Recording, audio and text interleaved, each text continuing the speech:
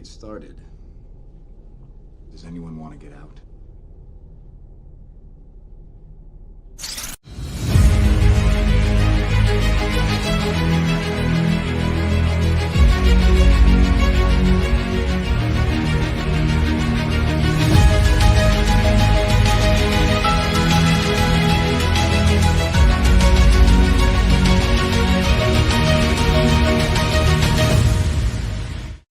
Hello, everyone, and welcome to a very special episode of the Friday Night Frenzy. And just remember, in here, Wonderbat is canon, and the topics are more like a set of guidelines.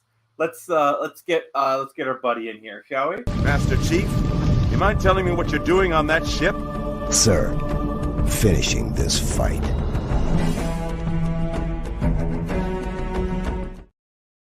I'll take it. I like that one. You thought I was gonna play your other intro. Yeah, but you know what? I'll take it. I like it. And by other intro, I mean this one. Sorry. Don't be. God damn it, Nick. Oh, if you hear meowing, I'm house sitting, and there's a cat right there, so it's all good. Of course. So yeah. The reason why we're here, we are funded.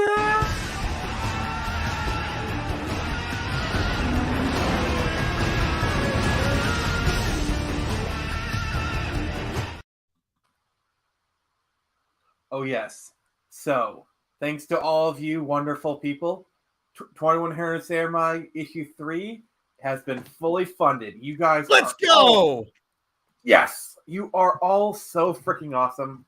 I love each and every one of you. I should have had this out beforehand, but give me 1 second.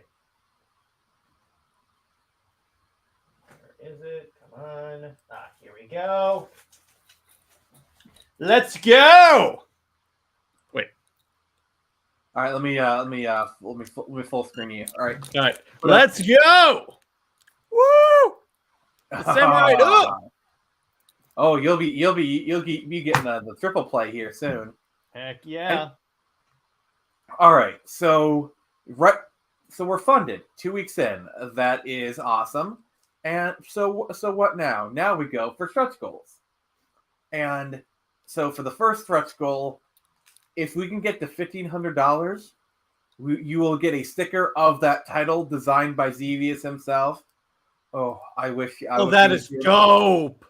That is dope. It's gonna be a bit of a bigger one, kind of like 4 inch, like roughly about 4 inches across. Mm-hmm. I don't know, like can't remember the exact layout off the top of my head, but like it's gonna be fairly substantial. It's like a diamond cut, so you'll be able to like smack it on your laptop and whatnot. I like that. Yeah, so I still need to think of a $2,000 stretch goal, but for the $3,000 stretch goal, if you manage to get us to $3,000, first off, thank you. But more importantly, I will do an 8-page extra comic book detailing the backstory of Quell. Ooh. Yeah.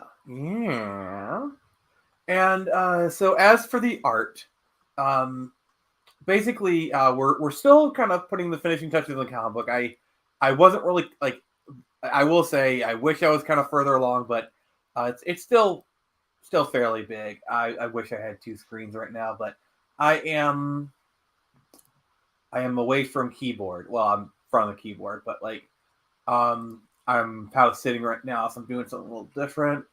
Let me just let's see here. All right. Let me just pull this up. All right. Okay. All right. All right. So present. To quote the Batman, you got a lot of cats. Nice. I love that. So this is, I literally just got this back from artist Brian Q today. So this is page 5, This is the inks. So this is not the final page. Like if this were issue 2, we would literally end it here. Like it would be ended here. Like, like this is where it stopped, But because we're going a step further, let me just also I'll be kind of giving an update on where Screecher stands. So like once I kind of get you guys a full update on that. So let's see. I go to that folder. And for those of you that somehow forgot Screecher, right here. Wait, how do you have 2 copies? Because the edition that I got, remember, I got the Talon edition, and it came with the foil cover, but also the not foil cover. Oh, wait, hang on. Talon's still in here. Yeah, the Talon came with it. It came with all of the special covers. At least the Talon edition did. Nice. And so here we got the shaded portion. Like this is what a final page is going to look like. Ooh, I like that. That's an older just check out like the difference between like just the regular shading and then when the pizzazz comes in. Yeah, it adds a lot of embellishment. It makes it look more real. Like probably my favorite like panel transition is like check out this one. Like this one right here. Like it doesn't look bad. You know what I'm saying? But look at how cool that looks. Look at how cool. Shadows and all that. It looks way better. It does. It really does. And then this is the original version, like the first pass of the Blood and Steel edition. Like honestly, we could have just like ended it here and it would have looked great. But both me and my artist, we like to go the extra mile. Like, look at the shading that he put in for this. There you go. Look at Ashley's hair, like the highlights and whatnot. It looks so freaking good. First off, I love the contrast of the Blood and Steel edition was definitely a fantastic idea, particularly with a black and white book, because black and red or even gray and red, grayscale and red contrast so perfectly. Yes, in fact, I might be designing a character for Screecher with a black and red color scheme, but like we'll talk about that later. That's my color scheme whenever I play any game. If I can, I go black and red straight up. Yeah, black and red is probably my favorite color combination for sure. It looks most tactical, at least in my mind. Yeah. It's like in Mass Effect 2 is the one where you can have straight black armor, because the other games it's like pretty much like in like 3 they turn it more into like a silvery black, but in 2 it's straight black and red. You just check out this detail. Yeah, I love that. He does not half-ass his art. Like he does not screw around. Yeah. Like this guy knows what he's doing. Like seriously. And again, the art quality from 2 to 3, it is very demonstrable. So this is usually the page that I post when I'm like talking about the Blood and Steel edition. Let's kind of get do a little just look at that. Look this could be a cover image. Just look at the details of the paneling, like the shading. Like look at the detail he put in, like the creases of his face. Seriously. Yeah. Like I am so gosh darn lucky to be working with this guy. I swear. Like I love this art. Like seriously. Just look at like the shading on it. Just like oh my god. Like, and then I love this panel. There you go. We got a little action-y kind of going on here. It looks really good. And then I love the anime sword swish effect that's in that panel. It's above the bottom one. It looks really cool. It looks very anime. Yeah, I mean that was kind of the point. This is kind of like an American manga, kind of thing. So, it looks really great. I would agree actually. Yeah, so that's kind of where we stand. Yep.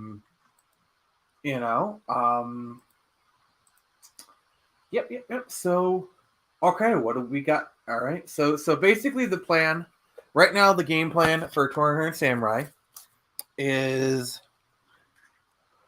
So basically, we plan to be done with the art portion by June 2nd. That's the current date. And then I'll go to the letterer. Basically, the letterer from issue 1, Nikki Powers, is returning for issue 3. Oh, cool. So you actually have a letterer who's returning to the series. We tried to have Brian do the letters, and while he did a decent enough job, I kind of wanted it, get a little bit more, I don't want to like be mean to him or whatever, but just a little bit more. So Nikki's returning; she's pretty excited. Basically, my hope is by the time the Indiegogo money hits. We have a new guest. Let me just. Do I have? I do not have an intro for you, so I'm just going to bring you in. Yeah, not big enough yet. Just joking on it. Oh, don't worry. You will be big enough soon to get an intro. We all start. We all start there and work our way up. So let me run past this idea. Are you familiar with Digimon? Sorry, could you repeat that? Are you familiar with Digimon? I am. Wizardmon. Wizardmon? There you go. The scene that makes you cry. No, yeah, that's. Which one was that? The Death of Wizardmon. Which season was that? Because the only ones I've ever watched like full on was Frontier. This was like the very first season. Oh, okay. I haven't watched like all of season 1 straight up. I want to. Yeah, you need to watch the first 3 seasons. Season 1 and 2 are really good. Season 3, Tamers, is really freaking good. But yeah, Tamers is really good. Frontier is, honestly, I didn't like that season. It was basically like Power Rangers Digimon. I wasn't a fan of it. That's why I loved it. I was like, oh, this is awesome. But yeah, you need to watch like the original season 1, season 2. They're really I watched good. the movie though. The movie was good. I liked the movie. Yeah, the movie is based off of season 1, and then I need to watch Digimon Try. I hear that's really good. That's basically like the original Digimon, kind of all grown up kind of thing. Oh, cool. Came out more recently. But yeah, Wizard Brain, we were just kind of talking. Also, I got 2 of my super backers in here. Nice. There you go. Yep. Super backer supremacy. Yes. You guys are. My credit card hates me, but hey, it's extenuating circumstances when it's a buddy. You got to support the buddy. So when you backed the Blood and Steel edition, your credit card was like, What have you done? Yeah, I've done worse. That scene 300. What is your profession? Woo!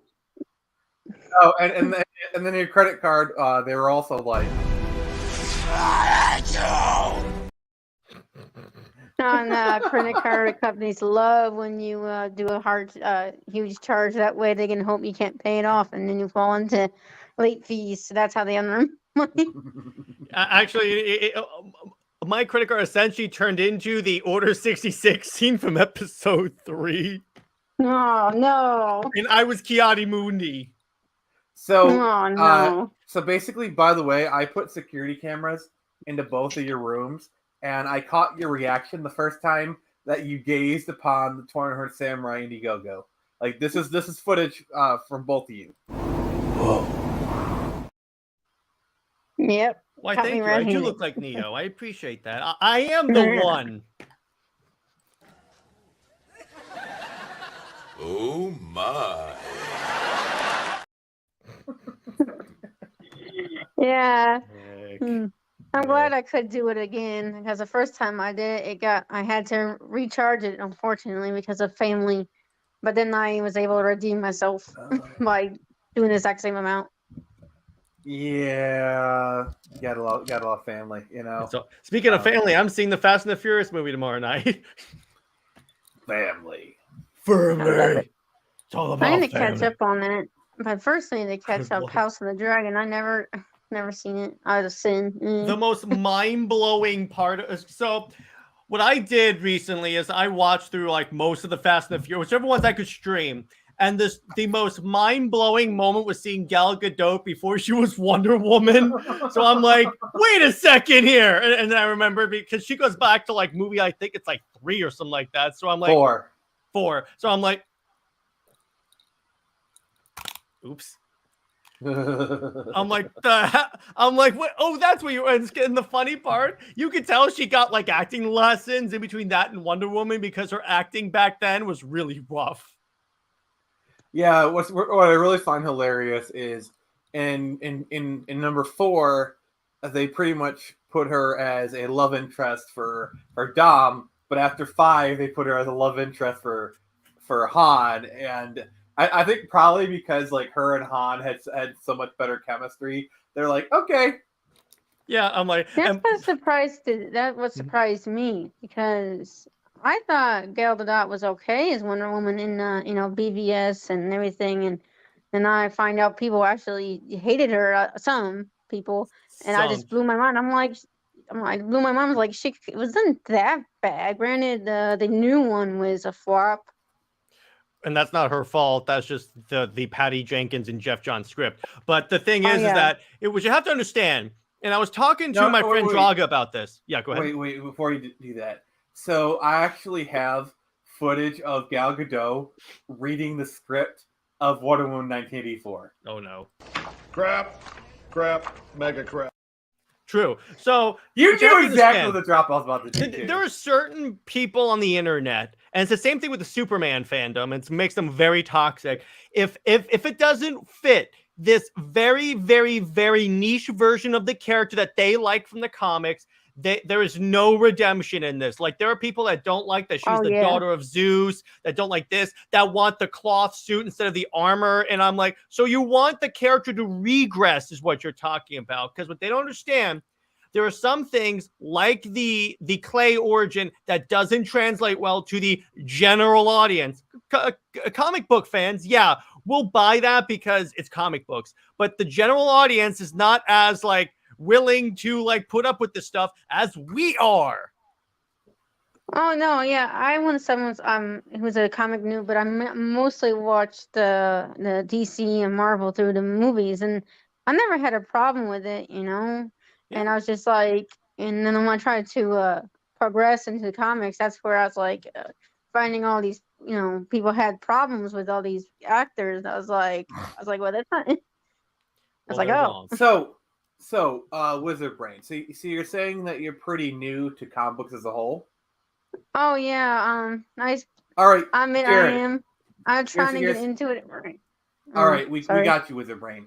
So Jared, let's recommend and chat if you're there. Let's recommend some story arcs for Wizard Brain. So what characters are you interested in? I like the gritty ones. I'm gonna try to give Superman a shot. I mean, I'm not saying I don't like him. I do. I just like him like. I just want like an older version, something that like he's like more sure of himself. Dark Knight Return. No, I got it. Read Kingdom Come. Yeah. That's older. It's gritty Superman. If you want younger and gritty, New 52 Superman is the way to go for that because it's him being younger. Plus, also it is. Yeah, go ahead.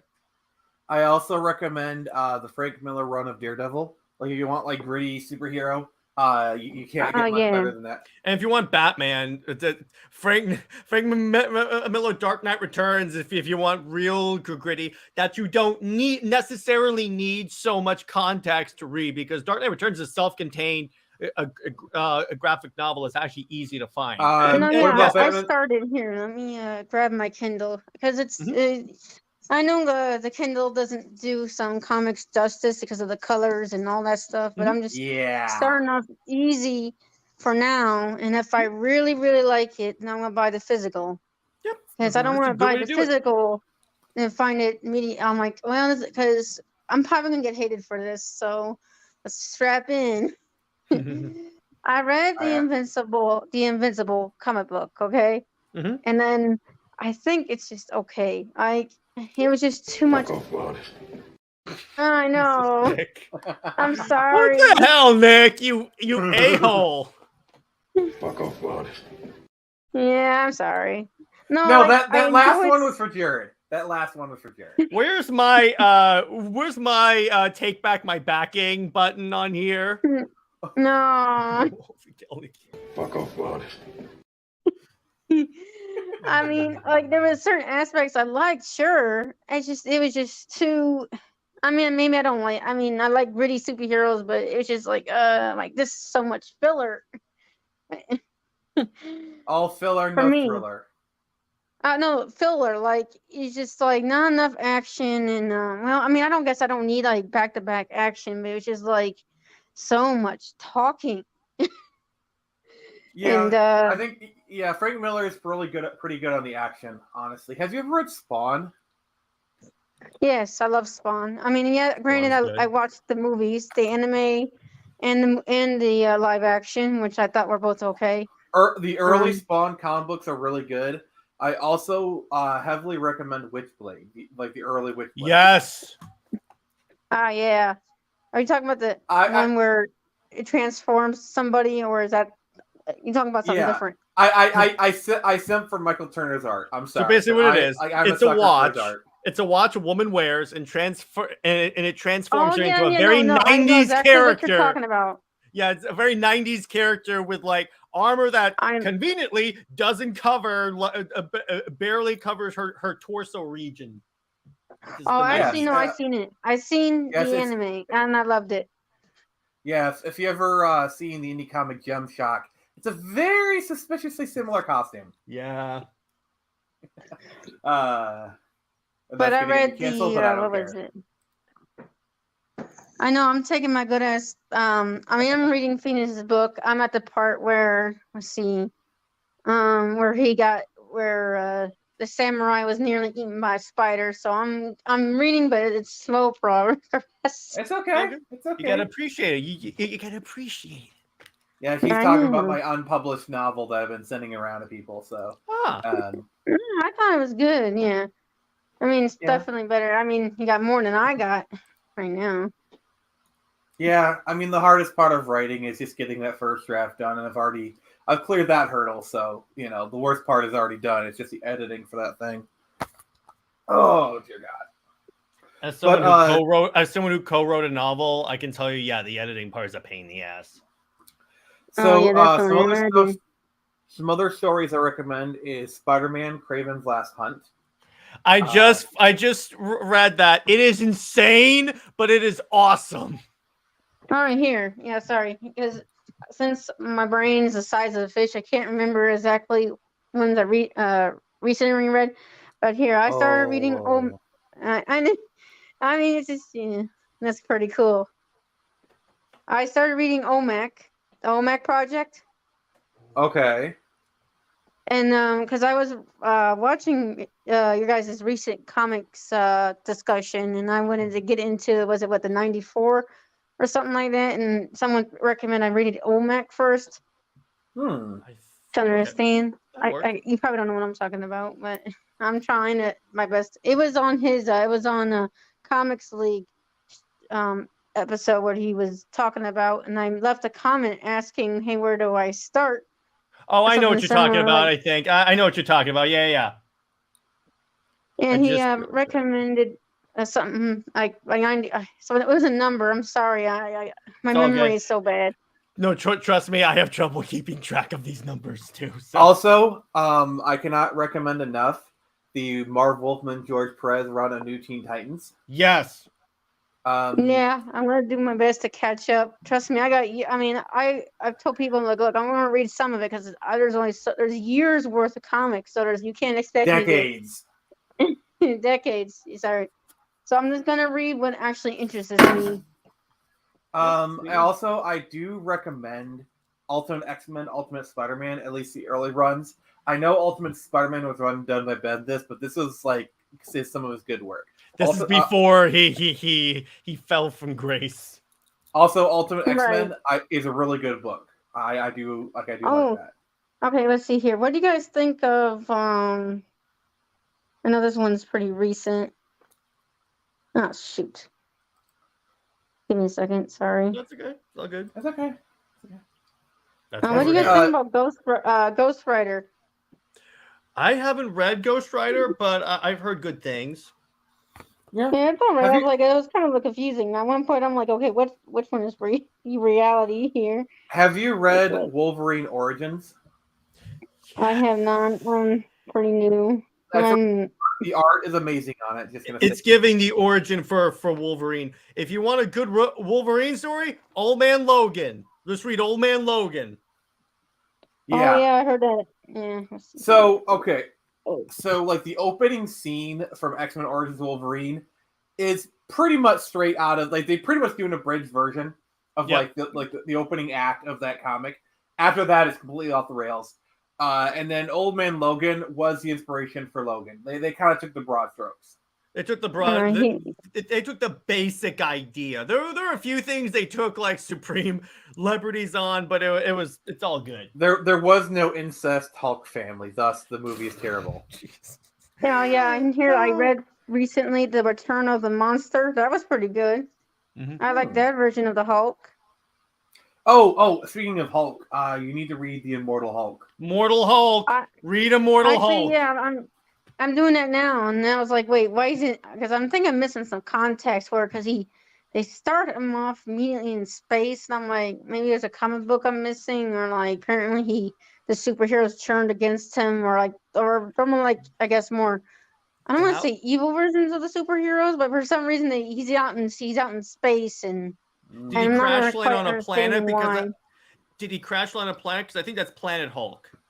Yeah, because That's a no, good it's- one. Oh, sorry. yeah, No, Sorry, that's all good. oh, It basically Yeah, turns World- Hulk into the movie Gladiator. That's pretty much Yeah. what it is. yeah. Basically, if you watch Thor Ragnarok, the Hulk sections on Sakaar is basically they took that from Planet Hulk.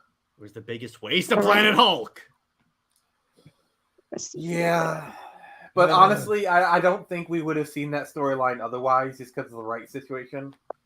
I know, but it's just like I Yeah, want to see. At least I want to see World War Hulk and him kick everyone's ass, particularly this lineup No, of yeah, Avengers. actually, that was the one I was talking about. I got that mixed up. Yeah, that What? was the one. I was reading World War Hulk, and he was like, out in space or whatever, because he was apparently too dangerous or whatever, and Mhm. he's out in space, and apparently they turned against him. And I'm like, wait, why? Am I missing a comic book here? Like, what's going on exactly? Because he's You know? destructive and he's the Hulk. But I swear, because can you imagine the Hulk shows up in the MCU or like turns bad or goes savage, and he would wipe the floor with the current roster of the Avengers. Oh No, yeah, he would. I mean, I Oh think the my only person that could- gosh! Yeah, I couldn't. I think the only person that could fight him, obviously, I think obviously Superman could. I'm just trying to think someone who isn't Superman. Well, you could that have, would be able to like, fight him. The only two that could possibly stand up to Hulk is probably Captain Marvel and Thor. But even then, here's the thing.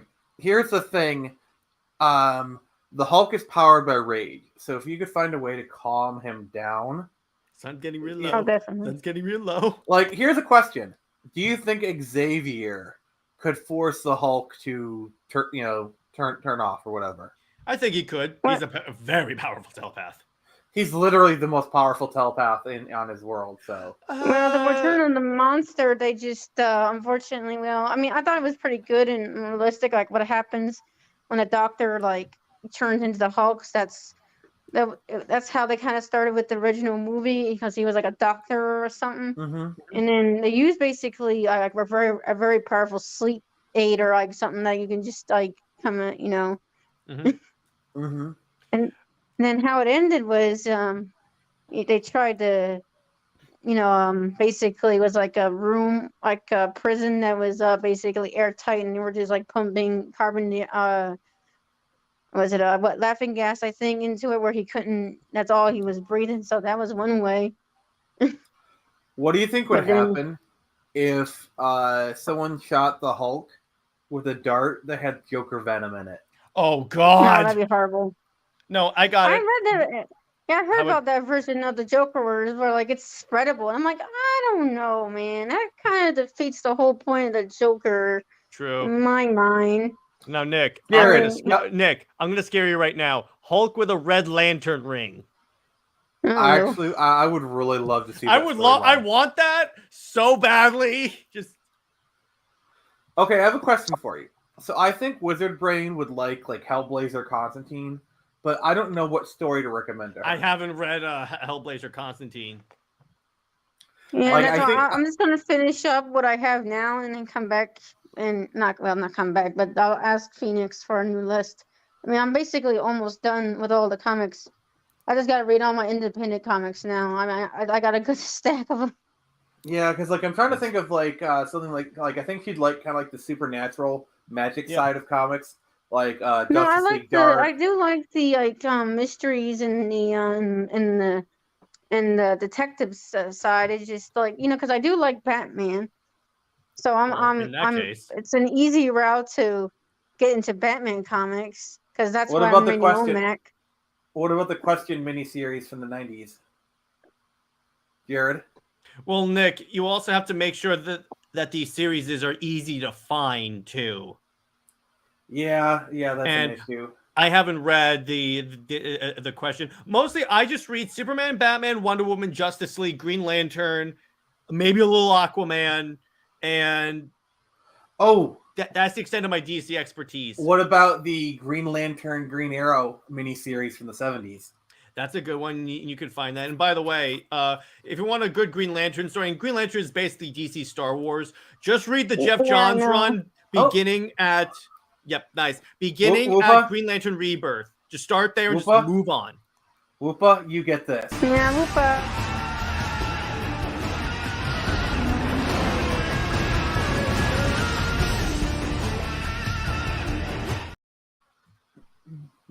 Yeah, Whoopa's so cool. What up, Whoopa? Whoopa, there it is. So sorry, go ahead, guys. But yeah, just go with any book, any Green Lantern book that has Jeff Johns' name on it. You're good. You're good. Yeah. Because I have to push past it. I mean, I didn't think the first Green Lantern was that bad, but then it got kind of, Mhm. slightly, Dennis. How you doing, buddy? yeah. So I was like, yeah, I got pushed past that, watching that stuff. So I'm Mhm. like, yeah, it's like, Comics are better than the movie. I got news for you. That's So, the man. since we finally have some people kind of starting to filter in, I just kind of wanted to reiterate where we're at right now with Turn Samurai and whatnot. So the book is funded. Here's the link if you have not yet, and then let me just share that. Okay. All right, it is funded. Thank you, guys. And we have basically like the first 5 issues. First 5 pages are at the very least inked, and we're working on that. Where basically the plan is to be done with the art by June 2nd, and then Nikki Swift, who did the letters for issue 1, is going to be returning and going to be taking that and getting that done. Basically, the hope is by the time the Indiegogo money hits around mid-June, I can just go straight to the printers. That is the plan. And also, we're doing stretch goals. So, if you can get us to $1,500, all right, all the people who get a physical copy will get a sticker of this 2100 Samurai title. A full color sticker. By the way, that was designed by Xevious, the same guy who did this wonderful cover. So yeah, you can get us to 1,500. Everyone will get a sticker of that for free. It will be at least be 4 inches across, and yeah, and then the $2,000 one. I'm still trying to figure out, but like if you get to $3,000, I will be doing an 8-page like extra comic detailing the story of Quell. Basically, I had like the script I did because I was actually gonna originally collab with a guy. I was gonna do like an AI comic, just kind of an experiment. It didn't really end well, but I had the script for an 8-page story called 2100 Dreams Quell Story. It's basically Quell's origin and whatnot. And I want to produce it at some point, so it's gonna be an extra at some point. Yep, this is Quell right here, and then yeah, it's so good, it's so good. All right, Jared, say something while I pull up the art that I can show everyone. Okay, so while in terms of it's a fantastic series. I've enjoyed checking it out. I have issues 1 and 2 up here, and just really am glad that this project got funded. Congratulations, buddy. All right, thank you, brother. Thank you. All right, so this is page 1 right here. Look at like the shading design on it. Oh, it looks so good. All right, and then sit with a little bit more like a kind of flats, and then look at like you got the lighting and whatnot in it. It looks so good. Oh, there we go. All right, and then here's page 2 with kind of like the very light shading, and then like just kind of keep an eye on this page. This one shows. Just look at the difference. Look at the freaking difference. Mm-hmm. My ADHD can't. It's all good. Oh yeah, it's fine. All right, and then Oh no! All right, now I notice. And more shading. Okay. Yep. Here's page 3. We got like kind of a little bit of shaded. Kind of pay attention to her hair. I'm kind of pointing some stuff out. That's quality. The rare redhead. I am doing my best to prevent the ginger side. Like, look at that armor. Look at kind of like how much more dynamic that armor looks, and then check out that like the hair and the shading. And then it looks so freaking good. All right, and then here's page 4. It's got like the kind of it's got like the shading done on it. I might do some more passes on it, but like it's kind of got the initial kind of portion done on it. Doesn't that look just so freaking sweet? Look at the I just love his attention to detail. I noticed them hips. Them hips. Them hips don't lie. Don't lie. The only question I have, Nick, is where are her organs? That's the in only here. question. Yeah, exactly. They're in here. They are in here. Yeah, exactly. Sorry, it's just that like a drawing. It's gonna have organs. It's just I can't believe people actually argue that. Well, I would go. They're inside her. I don't know if you know how biology works, but organs are typically within someone. And the drawing too. Like, man, they would really hate Jessica Rabbit. Then Jessica Rabbit got so much hate for because they hate her so much. And I'm like, guys, it's a cartoon. I mean, they don't have actual organs. Stop it. All right, let me kind of take a break to kind of highlight some of these comments. I go, yeah, like honestly, yeah, I could definitely see that. Frank Miller, whatnot. Oh yes, all the Cyberpunk Samurai. All right. So basically, it's black and white, but for those few select super backers, which 2 of them are here right now, you get the Blood and Steel edition, which is where I include the red. So you got you get the special edition, but the regular one is just and then we have another person. Let me just get their intro going. The sportos, the motorheads, geeks, sluts, bloods, wastoids, dweebies, dickheads, they all adore him. They think he's a righteous dude. Hey, what's up, guys? Jared, is that the awesome. first time you've seen his intro? Yes, that's the first time I've seen it. Gee, that's awesome. Whoopa, you're being a little thirsty there, buddy. He's like, I'll give her an extra organ. Oh, come on. This is a Christian Minecraft server. Fuck no. No, it's not fucking not. This is not a fucking Christian Minecraft server. I just say that to piss Nick off because I know it does. Oh, yeah. No. Whoopa, you're literally a water type. So it is literally in your nature to be thirsty. You're literally a water type. Yeah, I know. It's like, all right.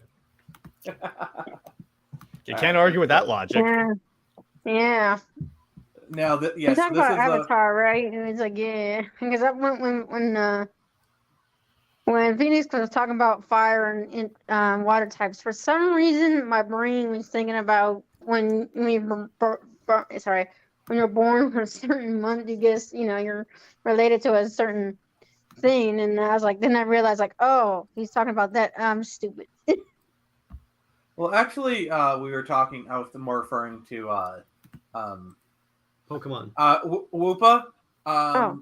This is I see here. You may laugh now. That's almost like the please clap. Whoopa, I give you this. Please clap.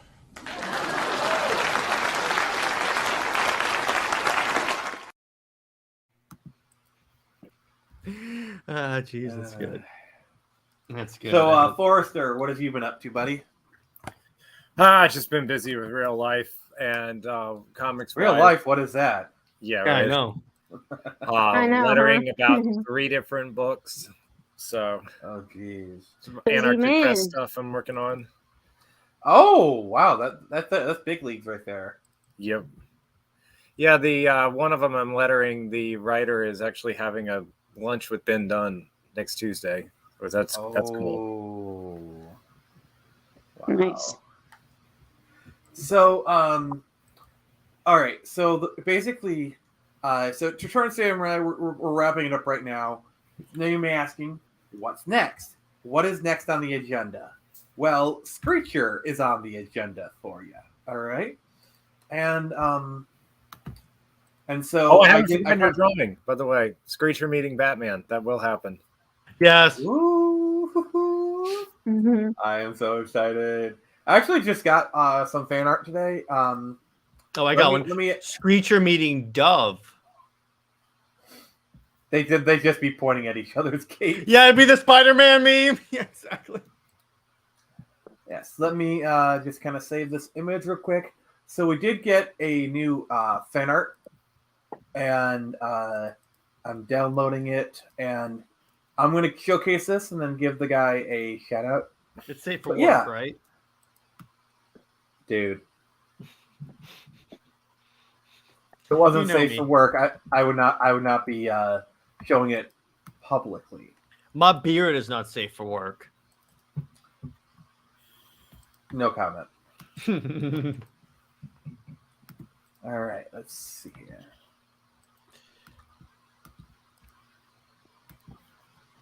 This is cool because I don't think we've ever done fan edit here. I mean, fan art here on the channel before. Yeah, we like honestly, I can't wait for us to get enough where we can actually make it a regular thing. That would be really cool. All right.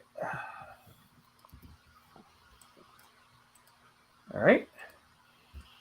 There we go. There you go. That's the fan art by my buddy Austin. Let me just put his Twitter bio. Right. So this is the dude who did this. He basically did Kiro and Avery from Screecher. But by the way, this is the first time they have been drawn together. So. Well, that's cool. I would click on it, but every time I try, it kicks me out. So you just have to send me later after the stream. Yeah. Unfortunately, that's the downside to mobile. If you click on any other link, it will kick you out of the group. I learned. Yeah, so. yeah. I've done mobile myself enough to. Yeah. Yeah. So just you can share me up if you want to message me later and then show or just recommend tweet it or something at me. Yep. And then all right, and then let's see. I shall give you a preview of. I really wish I had 2 screens still. This is just like the stream, me complaining that I don't have 2 screens. I have 4 right now. So this is like I'm just gonna like scroll through this. This is issue 2. Issue 2 is all written and drawn and whatnot. So just gonna be very, very speed throwing it.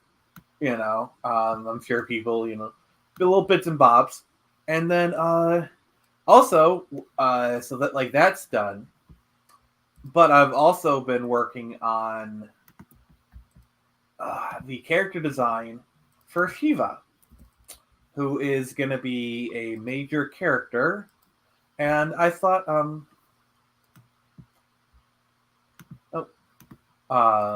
Sure.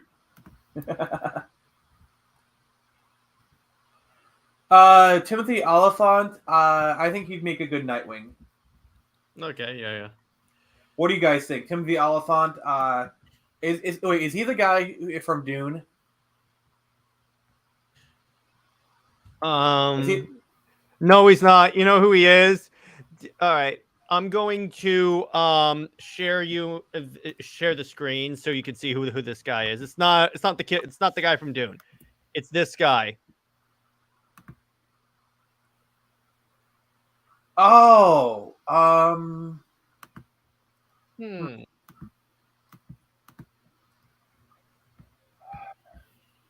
could see him as a Jim Gordon type. Two-Face. Yeah, Two-Face is gonna have a hard time coming back. Is he still going on in the comics, Two-Face? Yeah, he is. You could also do. That's Mr. another Miracle, problem maybe. with comics. Like, why you even kill off a character if they're just gonna resurrect like? Oh, 7 you mean issues like later? Captain? You mean like Captain Marvel? No. It's not Captain Marvel. It's Ms. Marvel is the one that's dying. And No, it's like, yeah, I mean, it happens every single superhero. I know. I don't understand the concept of like why kill off a superhero and then just resurrect them later. Like, it's called shock marketing. They think it'll lead to more sales. Sometimes it does. Sometimes it doesn't. Sometimes it almost collapses the comic book market, like when they killed Superman. yeah, then we do it too much. Like, I could understand like maybe 2 times, but after that, like, come on, what's the You know the rule. No one stays dead in comics except Uncle Ben, and even then they bent that rule a couple. They brought times. him back in like alternate realities, Uncle Ben. The funny part is when that requirement was Jason Todd, Bucky Barnes, Uncle Ben, and Gwen Stacy, all of which came back in one form or another. Yeah. That's why I was like, yeah, I just gonna stick to certain comics that I know I'm gonna like, because I'm like, yeah, I'm not interested in that. And Jay Heat, they'll bring Alfred back. They have to. They always do. When they do the next hard reboot, which I guarantee you is coming soon, they'll do that. All right, so these I'm gonna share basically like kind of like the costume ideas I had for Shiva to kind of give you an idea of like her character. Now, none of these are like what you're going to be the character, but they're all like the general ideas I have for like the costume. Okay. Just to kind of give you. All right. So, nice. Yeah, basically, I was trying to go for like a ninja girl kind of look. Also, if you played Skyrim, the Nightingale armor is definitely a big one. Also, yeah, spoiler alert. But yeah, just kind of giving you like the costume ideas. But yeah, you can definitely tell I was reaching in like the Nightingale armor from Skyrim, which is just beautiful. Mm-hmm. Also, so her main weapon is a rope dart. Think like Scorpion, and it's gonna wind around her arms like this, like Kratos from God of War. I swear, Nick, you have to have one time when Shiva goes, "Get over here." That will happen. Yeah, so I was about to say, you can't set that up and not do that. Yeah, it's going to happen. It is going to happen. In fact, I can tell you, if we're talking about Mortal Kombat, the cover for issue 2 of Streacher is actually going to be an ode to Mortal Kombat. Probably. Yay! I'm doing a certain pose. Wait, Wait. Nick.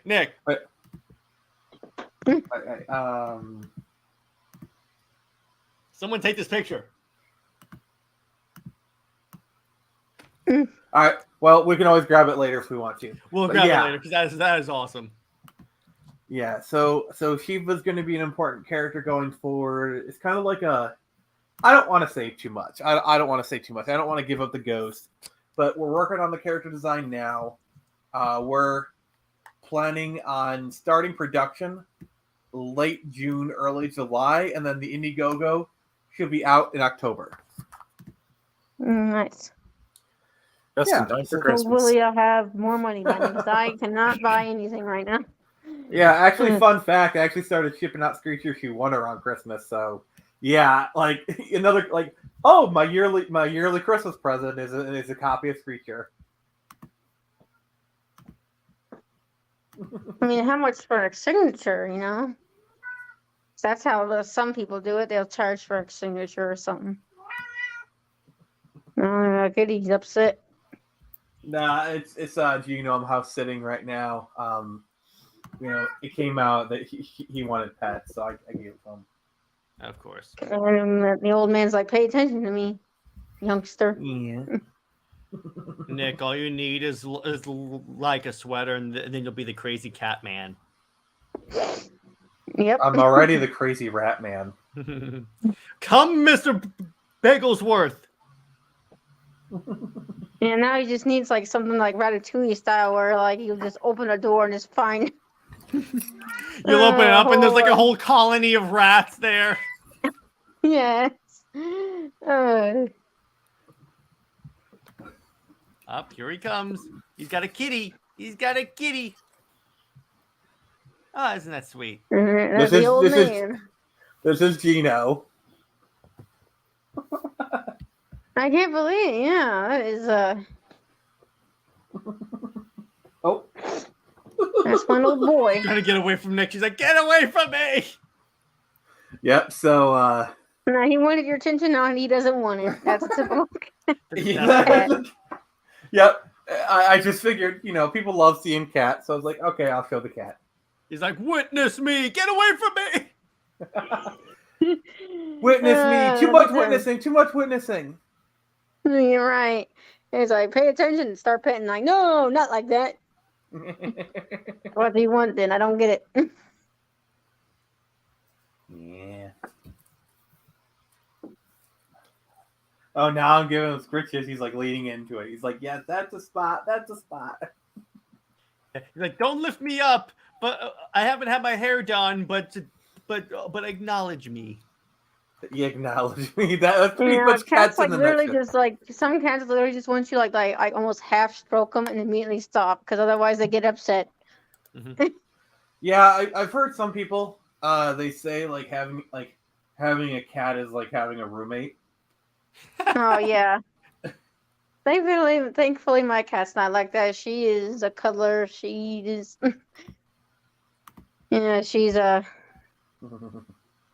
that. Yeah, Gino just literally just standing there, just looking at me, judging me. He's like, I would. What up, Brown Destroyer? We're just talking about cats and why we love Brown them. Destroyer, what's up, dude? So Forrester, so Wizard Brain is kind of just getting into comics. What storylines would you recommend to her? Oh boy.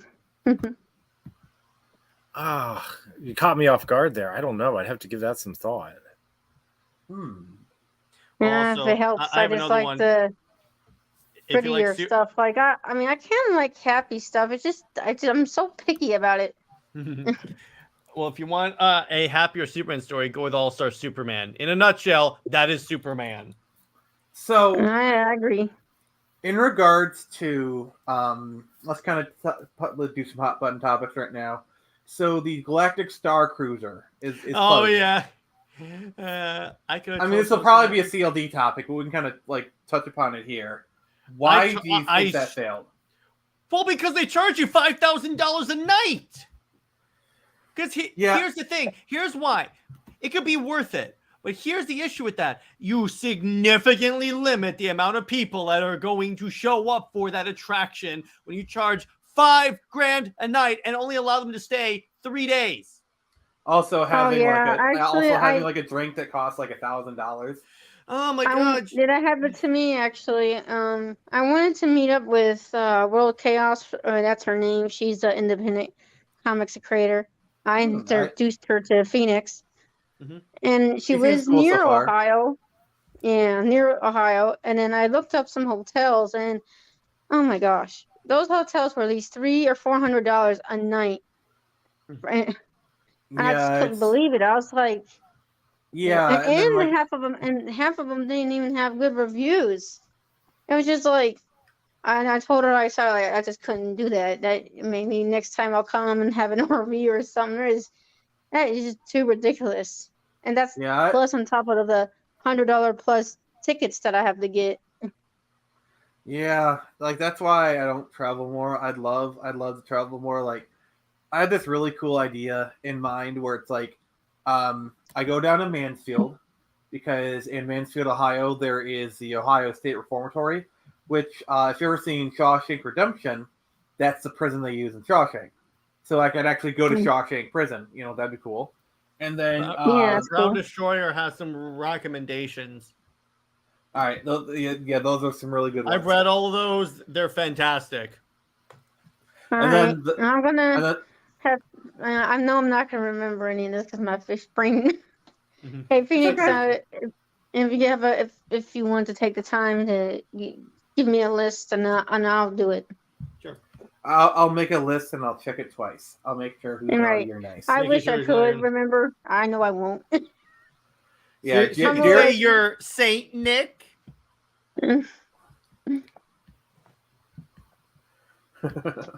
So Forrester, what's your take on the whole like Galactic Star Cruiser and just Disney not having a good time as of late and kind of their protracted cockfight with DeSantis? I think the DeSantis thing is rather stupid overall. I don't really have any commentary to make on that, but I don't think the Star Wars thing failing has anything to do with that. I think it's just too expensive for normal people, and they drastically overestimated how popular what was honestly kind of a flagging Gen X fad, really, that Star Wars had been failing to grab new audiences for a while, but they thought they could make it 1977 again. And I think even without the bad direction they took the prequels in, I think they had an uphill battle. Well, I would argue the prequels, all things considered, actually were net positive. I meant to say sequels. See, the thing is, the prequels, for all the hate they get, were actually a net positive for Star Wars. Because because the prequels introduced, like, they were my generation Star Wars.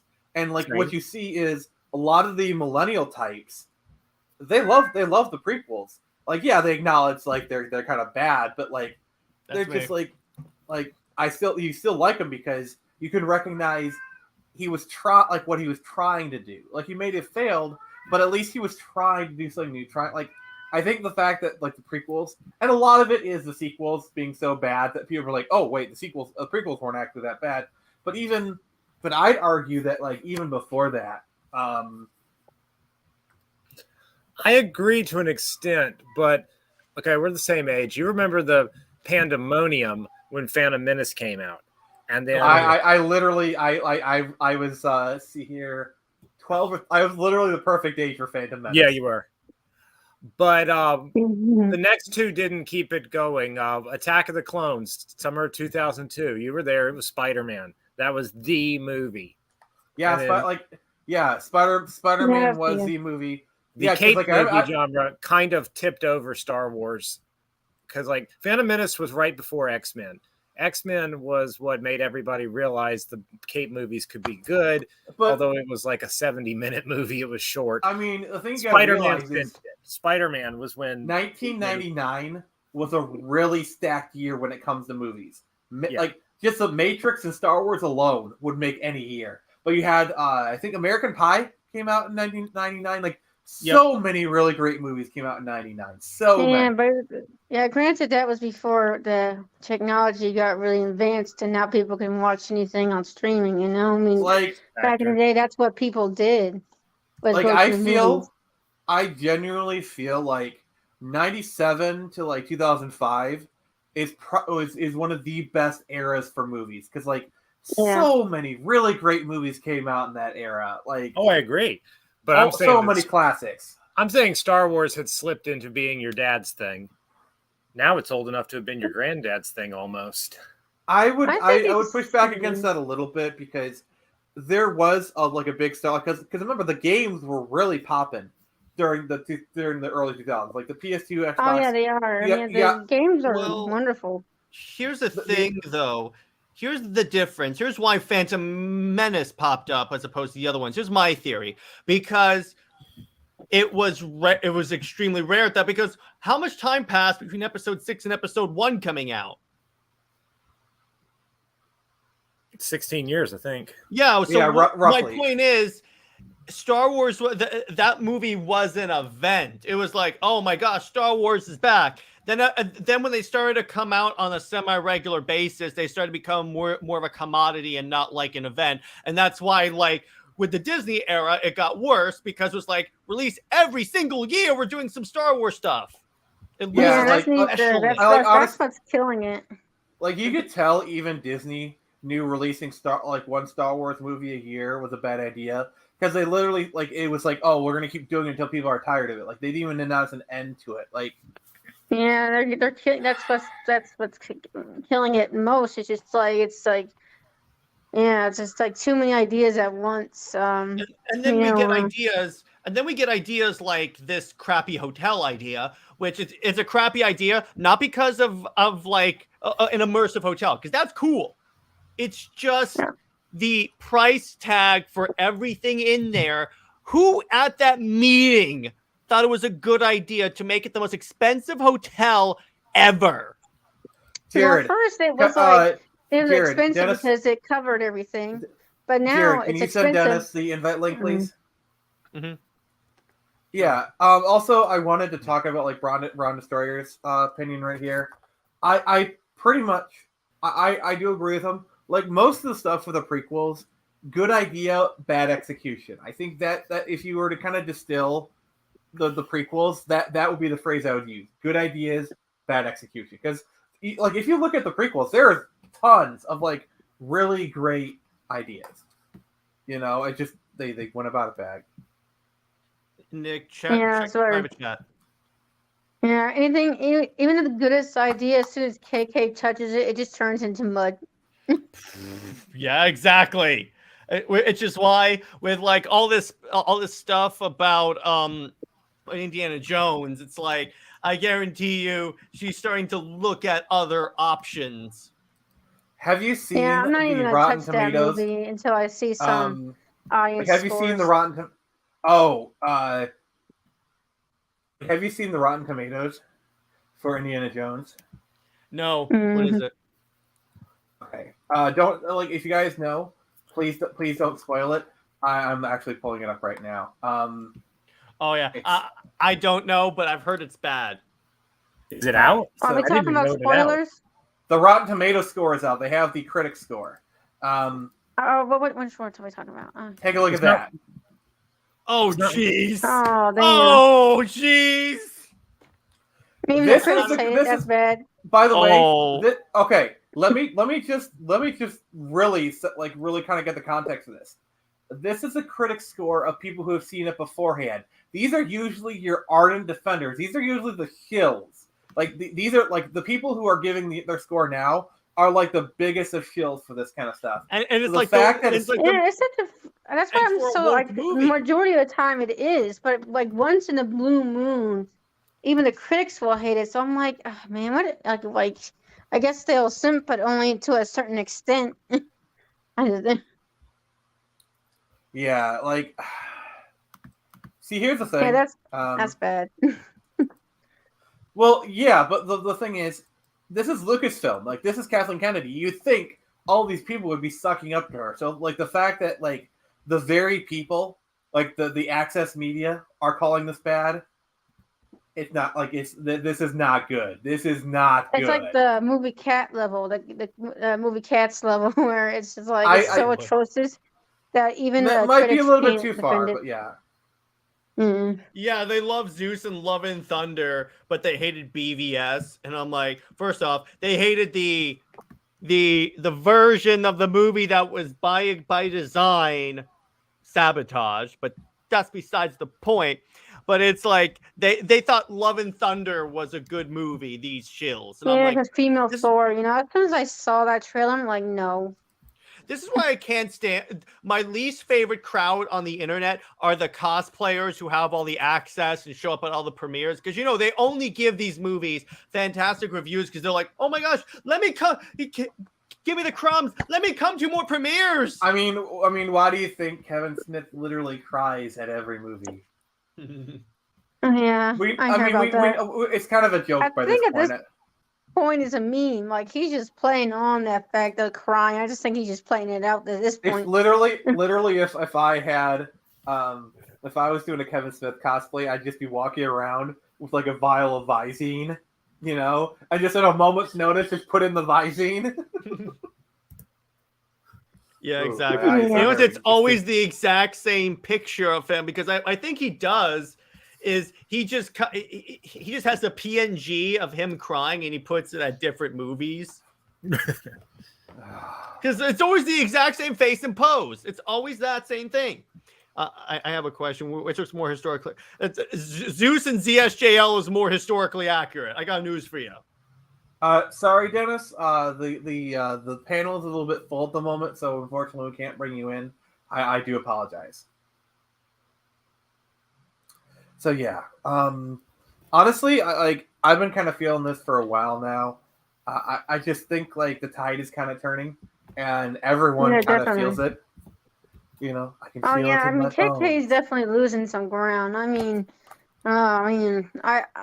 keep hoping, you know, but I just after like such a long time, I'm just never gonna believe it until I actually see it happen. I I just don't think they're realistic in what they want. And I'm not being down on legacy franchises. I'm just saying that things have their time and like public relevancy where they're like at their peak. A legacy franchise can stick around for centuries. Sherlock Holmes is from the 1800s. Every now and Batman then and Superman are almost 100 years old. yeah, but they had a time that was their time and that's past. And if you treat legacy franchises as such, I think James Bond does kind of a good deal of that.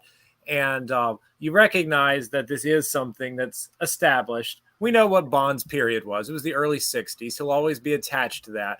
So all new Bond media kind of works around the fact that it's a adaptation. And you can still be relevant within that framework. But if you're trying to recapture the glory days, you're only going to fall on your feet because you just. I think you've kind of hit upon really the linchpin about what separates the franchises that last from the ones that don't. The franchises that stick around are the ones that reinvent themselves but never lose touch with who they are.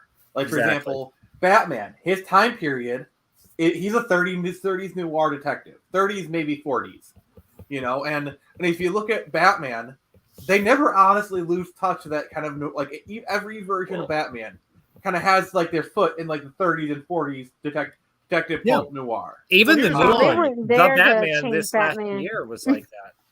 Well, here's why like characters like Batman and James Bond, I think endure the most or the best because both of those franchises are actually achievable career options for everyone at any era of time because all you need is money and or training. You could become Batman. You could become James Bond. You know what I would argue? And it's on a topic that's like universal. It's like always there. Espionage and detective stuff. And that's always held relevance. See, here's something that I want to argue. I think the reason why stuff like Rogue One and Andor worked is because both of those properties rooted themselves in the 70s because Star Wars is the 70s. And I think Rogue One got like the 70s sensibilities.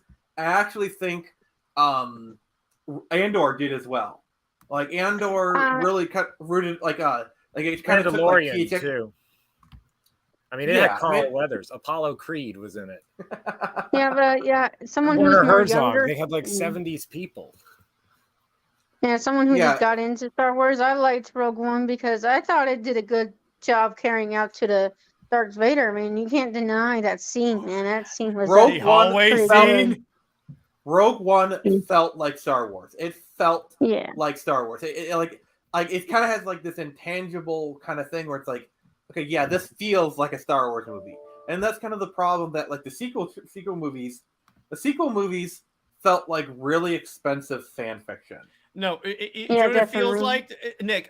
You know what it feels like? It feels like the MCU of Star Wars, and this is what I say: the MCU has ruined action films and superhero films for so long because now they have established this precedent where you have to have stupid jokes, you have to have like diversity for no reason, you have to have all these other check marks, otherwise the audience like rejects it. Same thing, the DC universe.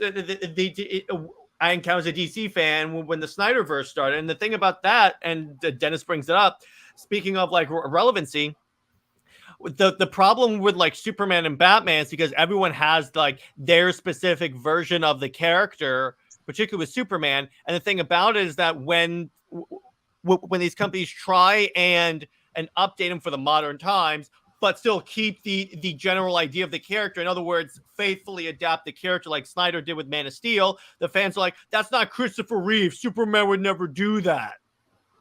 Yeah, I agree. I was like, look, guys, you guys have plenty of I'd say that Superman wasn't happy in the Man of Steel is a stupid critique because obviously, he was happy. I mean, has anyone watched the flying scene? He literally cheers in happiness as he flies. Like, and when he's with That's his my mommy favorite part of smiles. the movie. Well, what I did, a buddy of mine who criticizes Snyder's movies heavily, posted a clip, posted like four pictures, and the caption was Snyder's Superman. It's all of him with the red eyes and like attacking people. And I posted 4 clips of all him like smiling and having fun. And I said, "Here's Zack Snyder's Superman. Try again."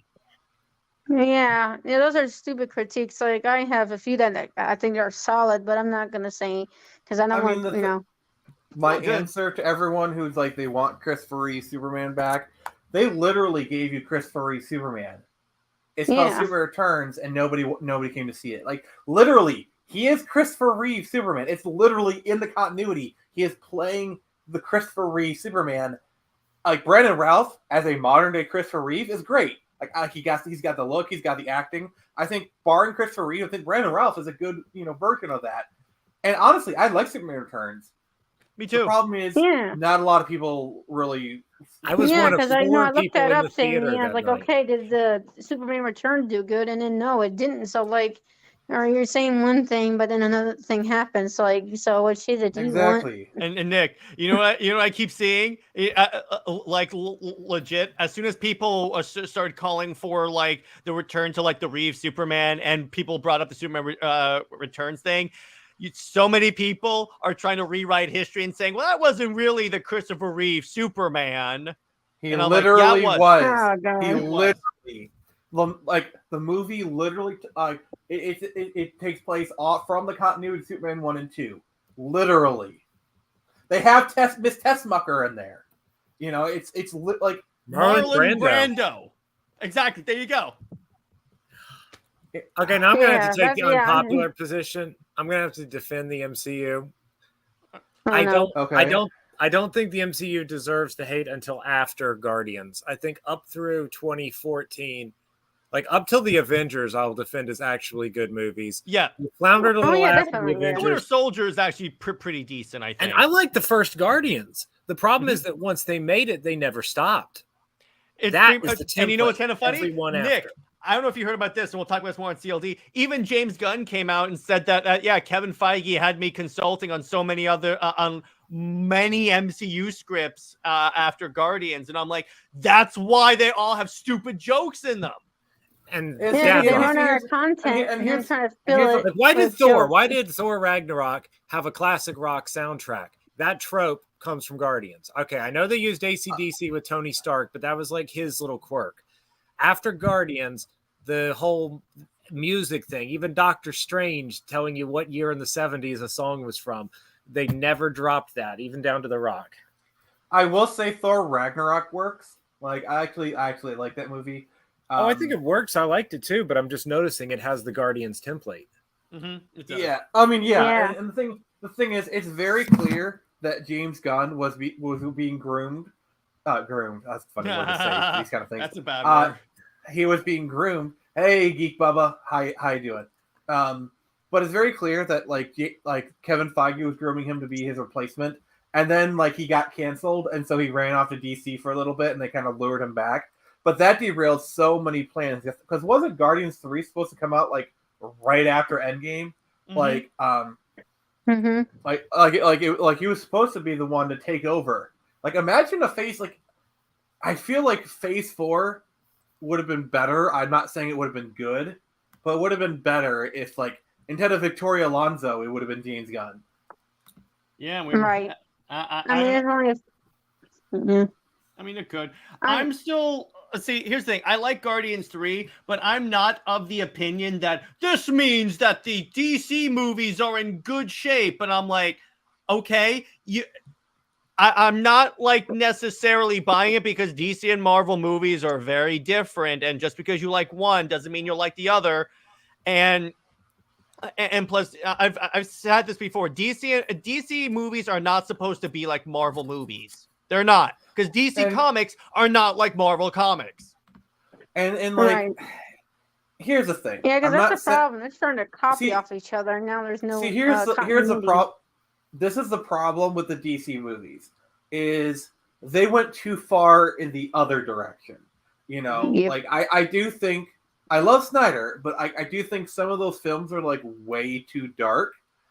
I don't think Man of Steel was really as dark as people make it out to be, but BVS. It's a Batman movie, though. I mean, come on, it's adapting Dark Knight Returns. It's a Batman and Superman movie. The fact that Superman is in there, and it's very sorry. Like, I'm sorry, like if we'd have at least gotten a Man of Steel 2 before this, then maybe it would have been better. And that was the original plan, but Warner Brothers said, no, you have to set up the Justice League. Do BVS. Well, you can tell. Here's the template, because I read a lot of the like Silver Age, Bronze Age, 60s, 70s. You go back to when Marvel was being founded and compare the difference. The first major difference you notice is DC had higher quality art. And even when they had the same people, DC's editorial would actually be rather jerky. They told Carmine Infantino to take that shit to Marvel, that they wouldn't have that here. Like, yeah, legendary Jim Steranko. Mm-hmm.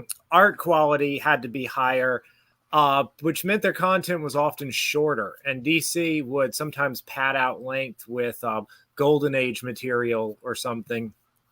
Sometimes they'd have backup features written by somebody else, like alongside O'Neill and Adams' Batman, because Neil Adams' art style was so high gloss that they couldn't do it as fast. They had a Batgirl feature done by somebody else, not quite as high quality, obviously, to pad it out, because DC's focus was on the presentation, and whereas Marvel was fast and pulpy. But every issue was one full issue, and Marvel had the ongoing soap opera. DC kept it to self-contained stories, sometimes 2 or 3 per magazine. And even when DC did open up to continuity, DC by the 80s and 90s was the first to adapt the graphic novel model, which Marvel's never really gotten into. And DC is always delivered. That's what I should have said earlier about recommendations. If you're just getting into comics, DC makes that real easy, because you can just go look for like Batman Year One, The Long Halloween. You know, they've got these Kingdom Come, Hush, DC New Frontier by Darwin. I mean, like look at like outside the media. Like for example, Marvel was actually the first one to do the direct-to-video animation with Ultimate Avengers. Like they're like, and then DC did that, and they fucking ran with it. Like because that format is perfect for them. DC is self-contained, high gloss, little bit highbrow. I mean, it's not really highbrow as literature, but for comic book world, it is. DC has that kind of hoity-toity air about it, and they like self-contained, you know, high-quality presentation. And DC is not. DC works best when it's continuity irrelevant, when there's threads of continuity to kind of help you out, but you know who Batman or whoever is. Like I remember when they were doing the animated films, they had just done a 1950s Green Lantern origin in New Frontier. So for their next DVD movie, First Flight, they just skipped over the origin because they felt like, it's Green Lantern. audiences just watched a 50s origin, they'll know that the modern Green Lantern's basically the same thing, but today. Yeah. Marvel But- can never be that loose. Marvel. But I just want to say this real quick. And Bubba, keep Joss Whedon's humor away from the Justice League, or we'll have Flash falling into Wonder Woman. Sorry, because And Justice League stories should never be relevant to what's going on in the other DC canons. That's where DC really trips over themselves. At their most money-making era, you could read Batman on its own or Justice League on its own. DC makes their most money when you don't have to be experiencing everything and how it ties in. Marvel, look at it does. That's Marvel's trademark. look at DC. Like, I'd say DC was at like the movies in like the mid to late teens. They were actually kind of starting to get their feet up back together. But what they were doing was they had self-contained stories that acknowledged you. Like Aquaman is self-contained. They have it's a graphic novel on the screen. Yeah, and like stuff like the Joker. I actually think if they just would have continued having like this very loose continuity of movies where like they kind of acknowledge each other, maybe you'll have crossovers. Like I actually think they might have pulled through. But like the problem was they went so long to make another Superman movie. Exactly. and honestly, the Batman probably should have come out 5 years earlier. Like, I'm sorry. Yeah. If the Batman Batman had come out in like 2017, we would be a lot better off. Here's the problem: what Warner Brothers did when they kicked Snyder to the curb. And by the way, Joss Whedon's humor was not fine, because if you watch any of his movies, he's always objectifying the female character, and everyone makes really stupid jokes at random times. Marvel humor does not translate to DC well. But anyway, going back to what I was saying, the certain characters, like I could see Joss Whedon doing a good Flash movie. Yeah, he could. But anyway, and yes, Jeff Johns was part of the problem writing movies. But the thing is, what Warner Brothers should have done immediately, the next movie after Justice League should have been Superman.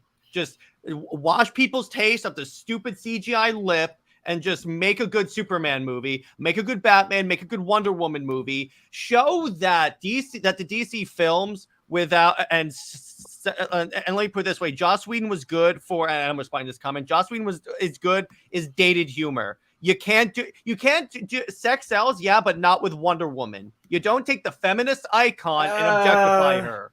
Have you seen Wonder Woman's costumes?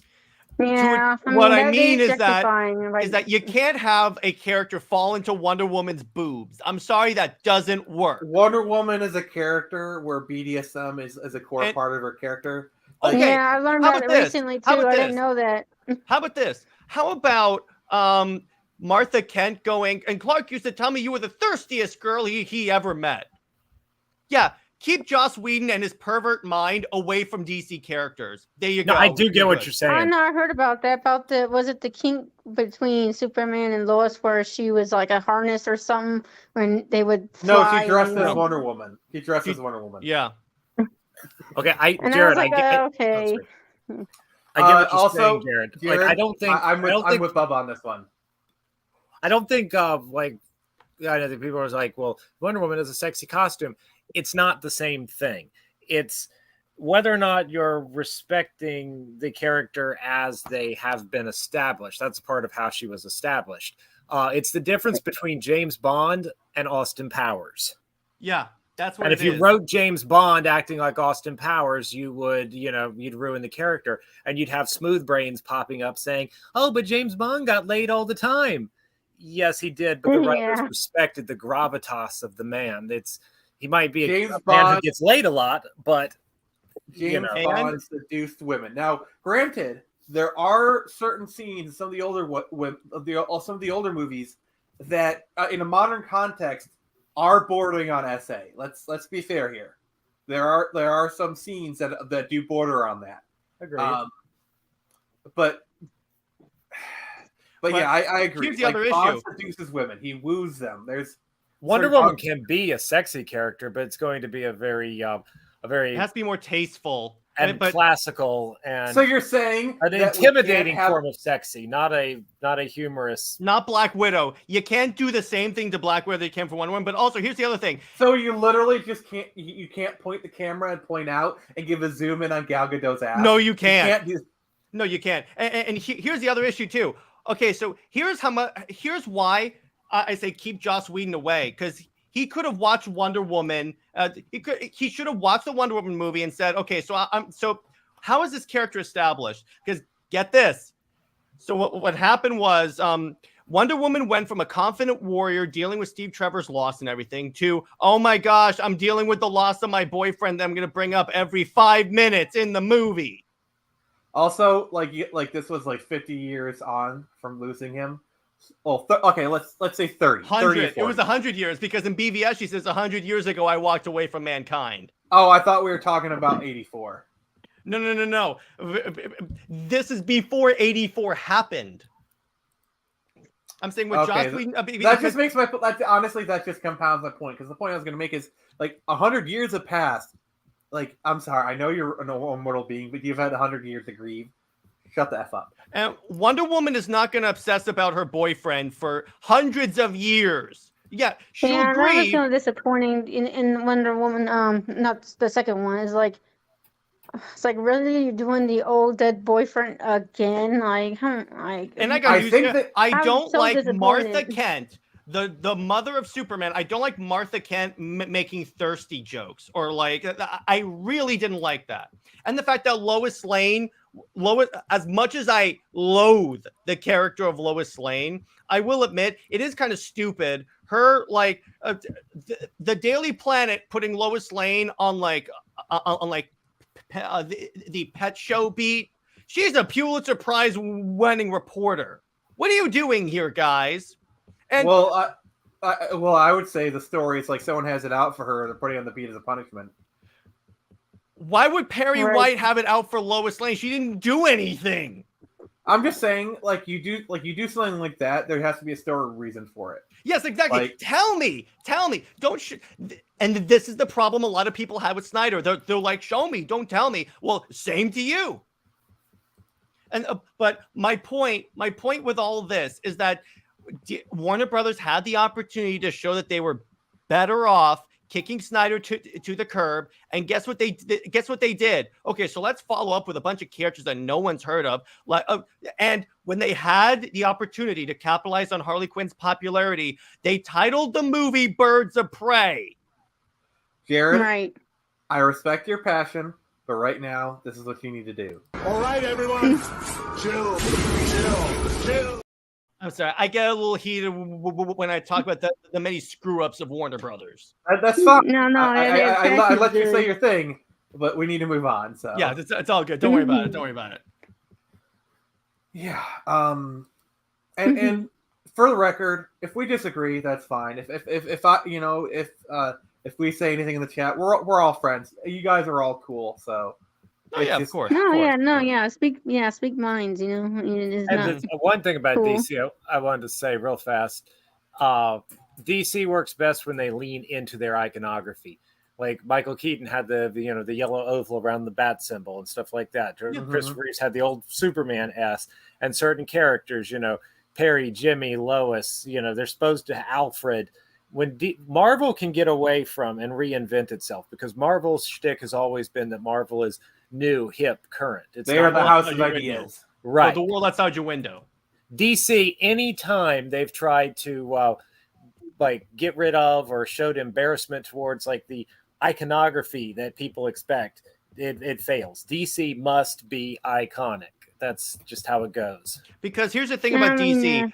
Here's the thing about DC, and this is partly why I prefer DC to Marvel, because DC, the way at least I see them, they're the modern day version of the Greek gods and goddesses. Because when you look at all these characters, they are the gods. Marvel is more of the mankind down to earth. That's why there's so few ridiculously powered characters of Marvel.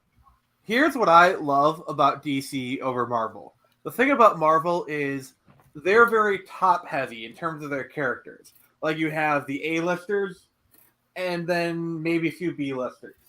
DC, on the other hand, has a well-established A tier, B tier, C tier, and even there's some D tiers. They're for example, the A tiers are like the Batman, B tiers are like the Nightwings, C tiers are the Robins. You've got a well established both A, B, and C tier. Like I tend to like the B tier heroes, you know, and that's perfectly fine. DC is set up to where you can enjoy the B tier heroes. If you love them, they got plenty of comics. One of my favorite characters is Booster freaking Gold. I think DC has always been better at, like, that's why, like, in the 2000s, that they are able to do a series like Justice League Unlimited. Like, Marvel, even to this day, has a hard time, could never do a series like Justice League Unlimited where it's like every DC character and you just have them drop in for a few episodes, and most people would probably know that character. But, like, with Marvel, it's like you got your top, and, like, a little bit of a B tier, and that's it. You know, but there is no C tier. You know, there is nothing below. Like, I'd say your B tiers are like your Miles Moraleses. I think the reason for that is DC kind of kept around the idea of the sidekick a lot longer. Like, and they kind of like evolved the idea of. Yeah, like Marvel has their sidekicks, like, you know, the Falcons of the world, you know, but DC never really let go of that concept, even to this day. Like the Teen Titans, I think a lot of that is Teen Titans was DC's biggest selling book in the 80s. DC was going head to head with X-Men at the time. Like, a lot of people don't tend to forget this. New Teen Titans was DC's biggest book in the 80s by far. Oh yeah. It was literally going neck to neck with X-Men, which was on fire in the 80s. And I think I think we still see those lingering effects to this day, where it's like Marvel, where DC is a little bit more open to doing stories with like its B and C tier characters. Well, the B characters are still kind of tied to the A characters' iconography. I just had a thought too. Marvel and DC don't really have the same core audience. I mean, they have the same demographic, but Marvel has always done. I have to highlight this. Geek Hero Bubba. I agree with you so much. You get this.